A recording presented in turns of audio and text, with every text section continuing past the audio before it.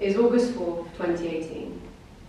I wake up in his bed. There's no charging my phone. This bed is familiar. It's almost like home. It's still missing a beam in the middle of the frame, and it is as it was last time, but the dynamic has changed.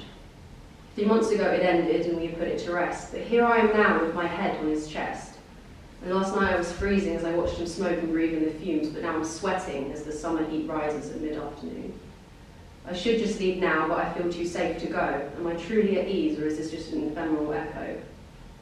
His chest is rising and falling with each breath and each snore. As I stare at the ceiling, my head spiraling with thoughts I should try and ignore. I'm bored. I need a distraction, so what can I do? Where's his laptop? I'll watch a TV show, maybe one, maybe two. I tread lightly around the room, but the floorboard still lets out a creak. His eyes open, he looks at me and says something so softly I barely hear him speak. I love you. His eyes close. My heart drops. What? No, stop. I've heard him say this before, and I called his bluff then. I was stupid to fall for it once, an idiot if I believe him again. And the words I've wanted to hear have finally been said, but they don't fill me with joy, they overwhelm me with dread because I know it's a lie, or a slip of the tongue, or I'm just overthinking of my insecurities one. So I cautiously go and sit back on the bed. He sits up, stares, and says nothing as shame begins to hang over my head. Now was the time for that talk. My chest begins aching, my mouth gets drier than chalk. He says, let's not go and make a big deal out of this. I suppose it's true what they say, ignorance is bliss. After all, last night was nothing more than a kiss, a relapse of the past, seeking the comfort that we have both missed. Oh, so friends. I mean, sure, that works for me. I guess I should leave soon then. I'll get the train that leaves at 2:45. Because I don't want to be his game of chance. I'm not a Russian roulette. I'm not sad, but I know I've been crying because my cheeks are all wet.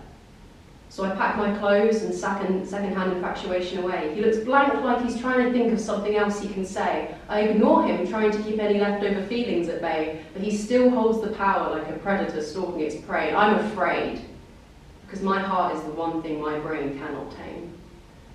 I'm missing a piece of the puzzle now, the picture isn't quite clear. I did want him to hold me close, but only if he held me dear. But now he's suddenly on top of me, his eyes level with mine. And he's talking about getting back together using the same old recycled line of, I still care about you. No, really, I do. If we do this now, I promise we'll see each other again soon. And I almost believe him because I want it so bad to be true, and it's not like I can be discarded if I'm still being used. And so it continues. He's getting closer and closer, I can feel his breath from my face. Is he going to kiss me or not, or should I set the pace? Because I still want him. I do. I still stupidly care. He's a one-of-a-kind, original individual with bad highlights in his hair. But the future he projects doesn't look bright, it looks twisted with farce. A brisk illusion of truth so this moment may pass. So no, I've changed my mind, I've had enough now, because I've made a promise to myself. No more than that, I made a vow. I would put myself first, not just fulfill others' needs. Because I give people my all, but it doesn't satisfy their greed. After all, I gave this boy my heart on a platter, but he still looks at me like I don't even matter. So no, I've had enough. I'm fed up of not being enough. The temperature is rising, I can barely respire, and I can't really talk as my mouth keeps on getting drier. I haven't had enough water, so I'm feeling unsteady. So I say, can you get off now? I'm just about ready to go home.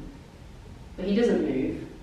The position doesn't shift, and his answer is slurred as he replies, yeah, in a bit. Oh, right. Okay. I've forgotten how to use words, I don't know what to say. I just glaze over as I stare at the freckle on the bridge of his nose. I wonder if it's his warped sense of ego on my body that makes his erection continue to grow. And this can't be me, it's just a scene in a movie, not real life, it's just fiction. But if it's fiction, then why can I feel so much friction between my legs? His head hovers over mine as sweat drips from his face. And I tell myself that this must be love, that this loss isn't a win and it isn't a waste. I mean, this is a first. I'm a novice, he's a self-proclaimed god. But he refuses to walk me back to the station. He just sends me on my way with a brief hug and a nod. And he waves me off as he stands in the entrance to the house. He closes the door, closes the chapter, finishes the conquest. He's still my friend because I don't have the capacity for hate. I'm just less generous with my trust these days. My affection is kept behind a floodgate. You see, this boy that I love, my muddle, my stupid, complex mystery, is the reason I still flinch when people touch me. It was August 4th, 2018, and I'm envious of him because he can't remember, but I can.